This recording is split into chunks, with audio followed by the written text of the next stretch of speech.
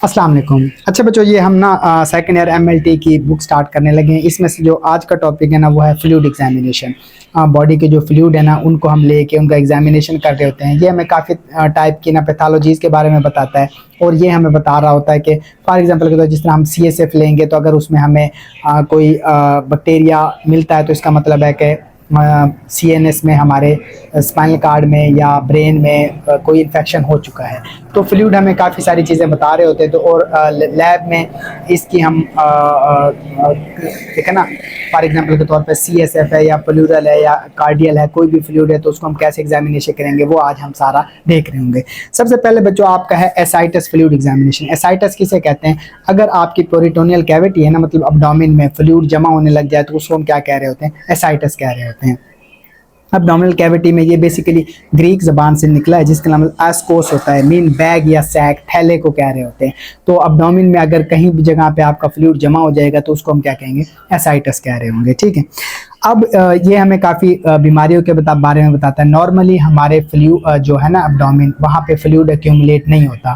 कुछ कंडीशन है जिस तरह लीवर की हैं, हार्ट की हैं, किडनी की हैं, जब वो होती हैं या कोई मैलिग्नेंसी है या कोई इन्फेक्शन है तो तब वहाँ पे फ्लूइड जमा होने लग जाता है। तो फिर हम क्या कर रहे होते हैं? उसका एग्जामिनेशन कर रहे होते हैं। वो हमें फिर एक्चुअल फाइंड आउट करके बता रहा होता है कि ये मसला लीवर का है, किडनी का है या मैलिग्नेंसी है या कोई इन्फेक्शन है। ठीक है।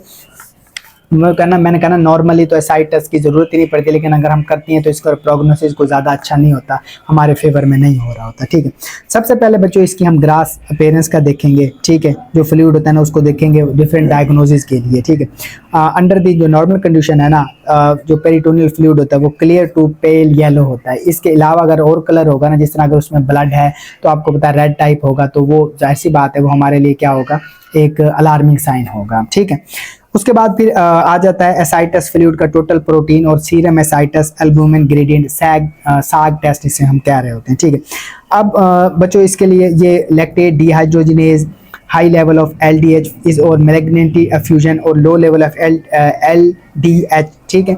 लैक्टेट डिहाइड्रोजिनेज अगर हाई लेवल है तो इसका मतलब है कि अब्डोमेन के आसपास या कहीं पे मैलिग्नेंसी है। अगर लो लेवल है तो इसका मतलब है कि वो कोई नॉन मैलिग्नेंट एफ्यूजन है, मतलब ट्यूमर है लेकिन उसमें मैलिग्नेंसी मौजूद नहीं है। तो इससे हमें इस चीज़ का एक आइडिया हो जाता है। उससे बाद हमें फर्दर इन्वेस्टिगेशन तो करनी पड़ती है लाइक CT स्कैन या MRI वगैरह, लेकिन हमें एक जनरलाइज वो मिल जाती है। ठीक है। उसके बाद हम चलते हैं कि जो ग्लूकोज डिफ्यूज मेम्ब्रेन से हो जाती है। कंसंट्रेशन ऑफ द ग्लूकोज अगर हम एसाइटस में देखेंगे तो नॉर्मल कंडीशन में ये सीरम के बराबर होगी, लेकिन अगर कम या ज़्यादा है तो अगर जाहिर सी बात है अगर बैक्टीरिया की वहाँ पे कोई बैक्टीरिया या और कोई भी माइक्रोब्स हैं तो उन्होंने बैक्टीरिया को खाना होता है, तो फिर बैक्टीरिया वहाँ पे क्या हो जाती है, ग्लूकोज की कंसंट्रेशन कम हो जाती है। ठीक है।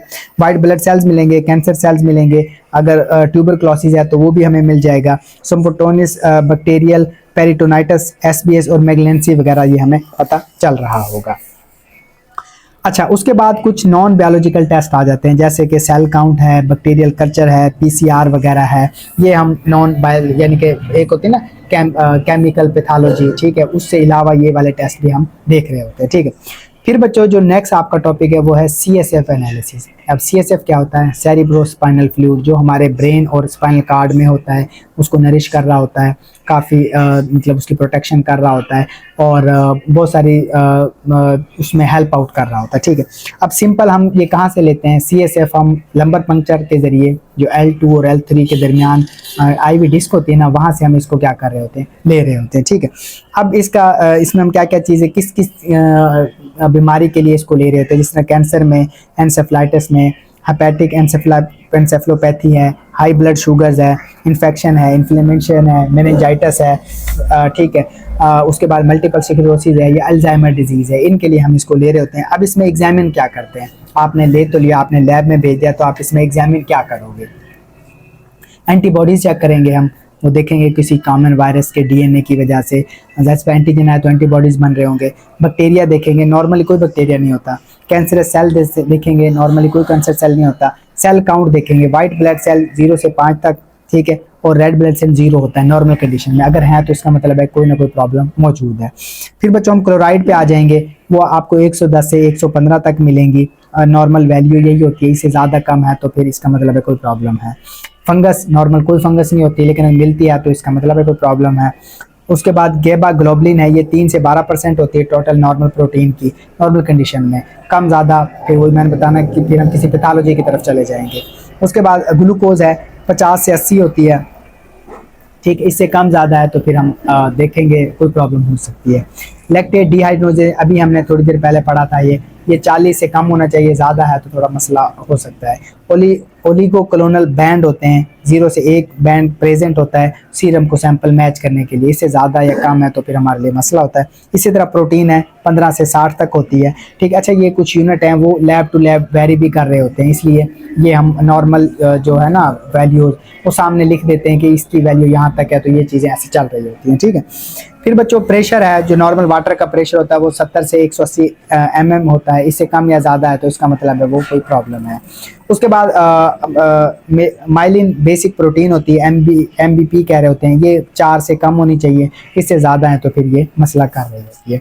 ये बच्चों CSF की एक नॉर्मल एग्जामिनेशन रिपोर्ट होती है, वो आप देख के इन चीज़ों को याद करके आप इसका पता बता सकते हो। फिर बच्चों चल रहे थे हम प्लूरल एफ्यूजन। अगर आपके रेस्पिरेटरी सिस्टम के जो लंग्स है ना, वहाँ के बाहर जो प्लूरल कैविटी होती है उसके अंदर जो फ्लूइड होता है उसे हम प्लूरल फ्लूइड कहते हैं। उधर अगर फ्लूइड जमा होने लग जाए तो इसको हम क्या कहते हैं, प्लूरल एफ्यूजन कह रहे होते हैं, ठीक है। अब नॉर्मली ये यहाँ से जब हम फ्लूइड कलेक्ट करेंगे तो उसमें हम चीज़ें चेक कर रहे होंगे, इसमें क्या क्या चीज़ें आ जाती हैं। इसमें प्लूरल फ्लूइड प्रोटीन आ जाती है, सीरम जो फ्लूइड प्रोटीन होती है उसकी रेशो 0.5 से कम होनी चाहिए, ठीक है। उसके बाद प्लूरल फ्लूइड में लैक्टेट डिहाइड्रोजनेज हम चेक करेंगे, वो 0.6 से कम होनी चाहिए। उसके बाद pleural fluid LDH 2/3 upper limit of the normal serum LDH, ये हम इसमें चेक कर रहे होंगे। अगर इसमें कोई चीज़ हमें जिस तरह बैक्टीरिया या बाकी चीज़ें मिलती है तो इसका मतलब है इसमें कोई प्रॉब्लम मौजूद है। बस आज के लिए इतना ही।